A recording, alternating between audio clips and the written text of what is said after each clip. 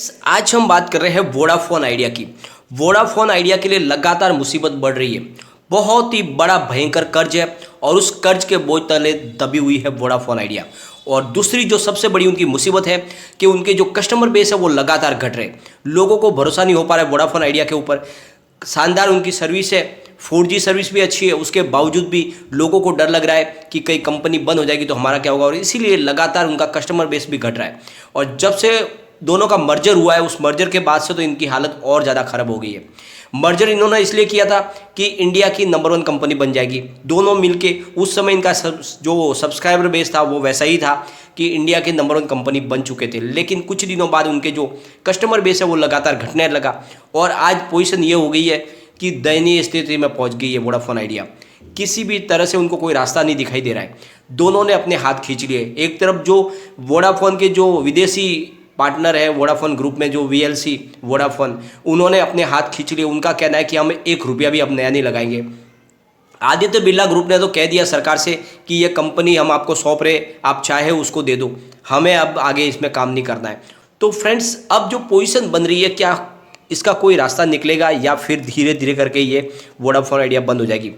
तो फ्रेंड्स, जो सरकार की तरफ से जो अपडेट निकल के आ रही है, जो सरकार की तरफ से जो न्यूज़ निकल के आ रही है, गवर्नमेंट चाहती है इस कंपनी को किसी भी तरह से वापस खड़ा करना, यानी इस कंपनी को कारोबार करते रहना चाहिए और वैसे ही खड़ी रहे जैसे पिछले दिनों से लगातार कारोबार कर रही है। सरकार नहीं चाहती कि वोडाफोन आइडिया बंद हो और इसके लिए सरकार बहुत सारे रास्ते तलाश रही है। उसमें से वो बेस्ट रास्ता चुनना चाहती है वोडाफोन आइडिया के लिए। तो सरकार की तरफ से ये पूरी कोशिश की जा रही है कि किसी भी तरह से वोडाफोन आइडिया चलती रहे। तो आगे क्या संभावना बन रही है, वोडाफोन आइडिया के लिए सरकार की तरफ से क्या बेस्ट सॉल्यूशन है, उसको हम डिस्कस करेंगे और जानने की कोशिश करेंगे। क्या आगे वोडाफोन आइडिया फिर से शानदार तरीके से कारोबार करने लग जाएगी? लेकिन फ्रेंड, उससे पहले अगर आप पहली बार हमारे चैनल पे आए तो चैनल को सब्सक्राइब कर दीजिए, एक बेल आइकॉन दबा दीजिए ताकि जब भी नया वीडियो बने पहला नोटिफिकेशन आपको मिले। वीडियो पसंद आए तो लाइक शेयर जरूर कीजिए। चलो फ्रेंड्स, वीडियो स्टार्ट करते हैं। मैं हूँ आपका दोस्त SB दवे और हमारे अपने चैनल ऑनलाइन कमाई में आपका बहुत बहुत स्वागत है। फ्रेंड्स, भारत के टेलीकॉम कारोबार में तगड़ी प्रतियोगिता के बीच में वोडाफोन आइडिया लगातार बंद होने की तरफ बढ़ रही है। अगर बात करें BSNL और MTNL की जैसी दोनों सरकारी कंपनियां, तो वो ऑलरेडी पहले से उसको सरकार ने बचाने की बहुत कोशिश की है। उनकी जो स्थिति भी बहुत ज़्यादा खराब है। अब ऐसा माना जाने लगा है कि वोडाफोन आइडिया लिमिटेड को बचाने के लिए सरकार के पास इसका BSNL और MTNL में विलय करने से अलावा कोई भी रास्ता नहीं बचा है। यानी सरकार अंत में BSNL और MTNL के बीच दोनों कंपनियों के साथ में इसका विलय कर देंगे वोडाफोन आइडिया का। यही विकल्प सरकार अपना सकती है। हालांकि यह कई बार कहा जा चुका है कि दोनों कंपनियों का आपस में विलय कारोबार को बेहतर बनाने और उसमें अच्छे तालमेल के लिए किया जाना चाहिए। किसी कंपनी के सर्वाइव करने की इच्छा को लेकर मर्जर किए जाने से उसका कोई फायदा होने वाला नहीं है। भारी कर्ज में डूबी टेलीकॉम कंपनी वोडाफोन आइडिया के लिए अब सारे रास्ते बंद हो चुके। केंद्र सरकार VI को राहत उपलब्ध कराने के लिए चाहती है कि केंद्र सरकार का ये मानना है, उनकी मंशा है कि सरकार उसको राहत दे। उससे पहले जो इनके प्रमोटर है वो अपनी तरफ से इसमें इन्वेस्टमेंट करें। उनकी इच्छा शक्ति होनी चाहिए कंपनी को आगे लेके जाने की। वो कुछ निवेश इसमें लगाए, फिर सरकार अपनी तरफ से कोशिश करेंगी इसको आगे लेके जाने की, अपनी तरफ से वो राहत पैकेज देने की कोशिश करेगी। तो सरकार की ये मंशा साफ है कि इसमें जो इनके प्रमोटर है वो भी पहले पैसे लगाए। वोडाफोन आइडिया का मर्जर पहले ही हो चुका है। BSNL और MTNL का मर्जर अभी अधर में लटका हुआ, फिलहाल अभी उनका हुआ नहीं है। BSNL और MTNL जैसी देश की दिग्गज टेलीकॉम कंपनियां पहले ही वेंटिलेटर के सपोर्ट पर है, जबकि वोडाफोन आइडिया लिमिटेड भी फिलहाल इमरजेंसी केयर यूनिट की तरफ जा रही है।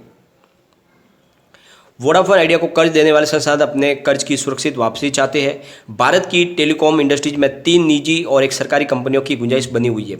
इनमें 2 टेलीकॉम कंपनियां पहले ही अपने अस्तित्व को बचाने की चुनौती झेल रही है। सवाल यह है कि केंद्र सरकार ने जिस तरह से बेल आउट पैकेज BSNL और MTNL को दिया, क्या उसी तरह का बेल आउट पैकेज VIL को भी मिल सकता है? BSNL और MTNL को सरकार ने टेम्पररी रिलीफ के रूप में वित्तीय संकट से निपटने के लिए मदद की है। इन सरकारी कंपनियों का भविष्य उनके कामकाजी दक्षता और 4G सर्विसेज के लॉन्च होने के बाद ही देखा जाएगा। वोडाफोन आइडिया को अगर कोई बेल आउट पैकेज दिया जाता है तो उसका उद्देश्य सिर्फ तात्कालिक जरूरतों को पूरा करना ही हो सकता है। इसके बाद कंपनी को अपना कामकाज सुधारने के लिए खुद मेहनत करनी होगी। यानी सरकार की तरफ से उन्हें कोई मदद की भी जाएगी तो वो एक तात्कालिक होगी। आखिरकार में कंपनी को मेहनत करनी होगी, अपने सब्सक्राइबर बेस को बढ़ाने के लिए उन्हें आगे आना होगा, तभी कुछ हो पाएगा। वोडाफोन आइडिया और बीएसएनएल एमटीएनएल जैसी देश की बड़ी टेलीकॉम कंपनियों को अपनी रणनीति से अपना कामकाज बेहतर बनाना होगा, जिससे वह खुद को बचा सके, अपना कारोबार जारी रख सके। वोडाफोन आइडिया और बीएसएनएल एमटीएनएल के मर्जर से दोनों टेलीकॉम दिग्गज को बचाने में मदद मिल सकती है, लेकिन इसके लिए उन्हें अपने कामकाज में तालमेल बिठाना पड़ेगा। इसके साथ ही इस राह में कई अन्य चुनौतियां भी शामिल है। बीएसएनएल और एमटीएनएल के पास अभी 4G नेटवर्क नहीं है, उन्हें उनके 4G स्पेक्ट्रम पाने में कई चुनौतियों का सामना करना पड़ रहा है। फिलहाल उनके पास सिर्फ 2G और 3G सर्विस है, जो अभी उनकी दमदार वहाँ पे मौजूदगी है। वोडाफोन आइडिया के पास देश भर में 4G नेटवर्क है, जबकि 2G 3G नेटवर्क में भी उनके अच्छा खासा है देश में। अब वोडाफोन आइडिया 3G नेटवर्क को फेज आउट करके 3G स्पेक्ट्रम का प्रयोग वो 4G सर्विस के लिए करना चाहती है। अगर वोडाफोन आइडिया के साथ बीएसएनएल एमटीएनएल का मर्जर हो जाता है तो ये दोनों कंपनियां भी उसी राह पर कदम बढ़ा सकती है, और जो 4G सर्विस है वोडाफोन आइडिया की वो बीएसएनएल और एमटीएनएल को मिलेगी, और तीनों कंपनियां मिलकर कुछ नया कर सकती है, कमाल कर सकती है, ऐसी संभावना बन सकती है।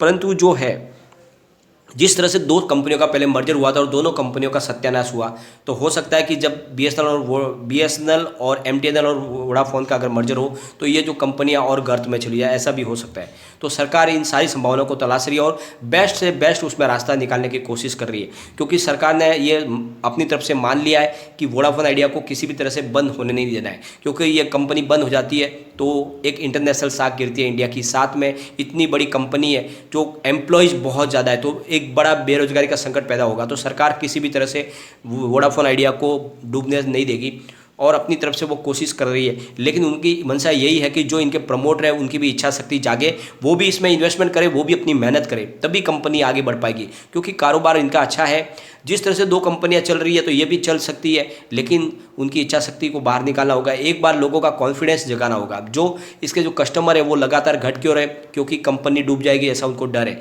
तो इस कॉन्फिडेंस को फिर से लाना होगा, लौटाना होगा, तभी ये कंपनी आगे बढ़ पाएगी। तो इसलिए इस तरफ बढ़ना होगा, इसके बाद में ही वोडाफोन आइडिया सर्वाइव कर पाएगी। तो सरकार की तरफ से अपनी कोशिश जारी है, लेकिन उनके जो प्रमोटर है उनको भी अपनी तरफ से बेस्ट करना होगा इस कंपनी को आगे लेके जाने के लिए, तभी हो पाएगा। अगर कारोबार की बात करें तो फ्राइडे को करीब 7% की गिरावट हो गई थी, 6 रुपये स्टॉक बंद हुआ था। अगर वॉल्यूम की बात करें तो बीएससी में 7,34,13,000 का वॉल्यूम हुआ था, और सामने 1,79,47,000 की डिलीवरी उठाई गई थी, और डिलीवरी 24.45% थी। एनएससी की अगर बात करें तो 30,93,74,000 की वॉल्यूम हुई थी, और सामने 8,61,29,000 की डिलीवरी उठाई गई थी। डिलीवरी का परसेंटेज 27.84% था। अगर इसके वॉल्यूम को एनालिस करें तो पिछले एक महीने पहले इसका 70 करोड़ का वॉल्यूम था, 1 वीक पहले 37 करोड़ रुपीज़ का वॉल्यूम था, बुधवार को 56 करोड़ का वॉल्यूम था, और फ्राइडे को इसका 38 करोड़ रुपीज़ का वॉल्यूम हुआ है। और फिलहाल जो गिरावट का माहौल बन रहा है उसके पीछे बहुत सारे सेल के टारगेट दिए जा रहे हैं, उनकी वजह से भी हो रहा है। तो जो आईसीआईसी डायरेक्ट की तरफ से कहा जा रहा है कि इसका प्राइस 4 रुपये तक आ जाएगी, इसमें सेल का उन्होंने टारगेट दिया है, और उनके पीछे जो रीज़न बताया है कि इनके लिए जो है फंडिंग की क्लियरिटी अभी तक नहीं है, कहाँ से इनको फंड मिल पाएगा और सरकार इनको क्या रिलीफ देने वाली है वो भी अभी तक क्लियर नहीं हो पाया। साथ में इन्होंने अपने टैरिफ की प्राइस को बढ़ा दिया है, मेजर टैरिफ हाइक भी इनकी जो बड़ी प्रॉब्लम हो सकती है, इसकी वजह से कस्टमर और कम हो सकते हैं, और इस वजह से वो कह रहे हैं कि इसकी प्राइस 4 रुपये तक जाएगी। तो इन संभावनाओं के बीच में प्राइस गिर रही है, लेकिन सरकार ने इसको नहीं गिरने देने की संभावना तलाशनी शुरू कर दी है। तो आने वाले समय में वोडाफोन आइडिया में फिर से पॉजिटिव संभावना बन सकती है, और वहाँ से एक बाउंस बैक की संभावना बनेगी। तो उसके लिए हमें इंतजार करना होगा। लेकिन फ्रेंड, कोई भी इन्वेस्टमेंट करने से पहले अपने फाइनेंशियल एडवाइजर से एडवाइस ले ले, या अपना खुद का रिसर्च करें, क्योंकि मैंने वीडियो आपके एजुकेशन पर्पज़ के लिए ही बनाए। वीडियो पसंद आए तो लाइक शेयर जरूर कीजिए और चैनल को सब्सक्राइब कर दीजिए। Thank you friend.